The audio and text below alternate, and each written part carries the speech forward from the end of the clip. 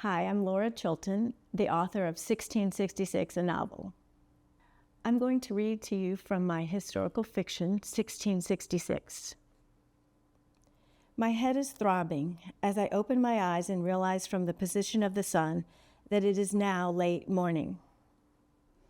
I'm lying down trying to remember what has happened. My thoughts are swirling as I retrace the activities of the evening. I had been with Sho as we cared for her mom, Kesato. Then I walked to my dwelling. The night was clear, the stars bright. I got to my house and snuggled close to my sleeping husband, whispering to him that I loved him with all my heart, and fell asleep. Then what? Did I have a terrible dream? My mind is spinning when it all comes rushing back. Maman, Kesato, such terror. My chest is filled with sudden pressure that radiates to my throat, and tears pour from my eyes. My mother sits next to me, so close our bodies are touching. She holds Manala. She realizes I am waking up, remembering what has happened. My mother knows me so well. She knows how passionate I am, but this is not the time to draw attention, so she places her hand over my mouth to stifle my screams. The guttural moan that escapes me barely sounds human. As I struggle to sit up, the pain in my head makes me retch. What happened? I asked my mother. The governor's council decided to attack us since we would not accept their chief and would not sell our land, she replies stoically, without moving her lips. My chest and throat fill again with longing and grief when I whisper my beloved's name, Maman.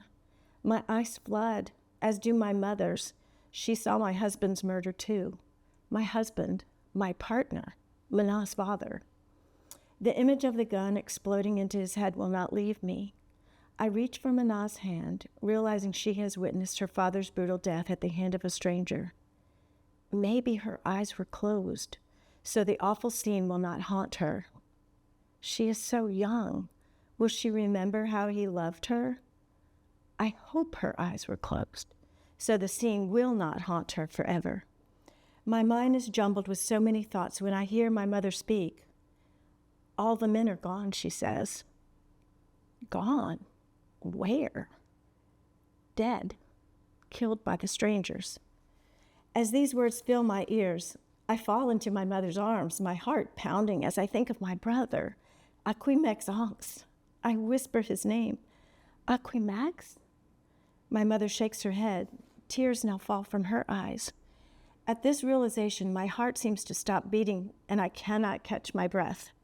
My brother is gone too? I have never imagined life without him. How can there be life without him? These words are too much to fathom. How can all the men be dead? I look around and see only women and children in various states of distress, crying or staring into space. I cling to Mana's hand. I will not let her go. There are many strangers riding on what they call horses, what we have always called manjoy tamas, big dogs.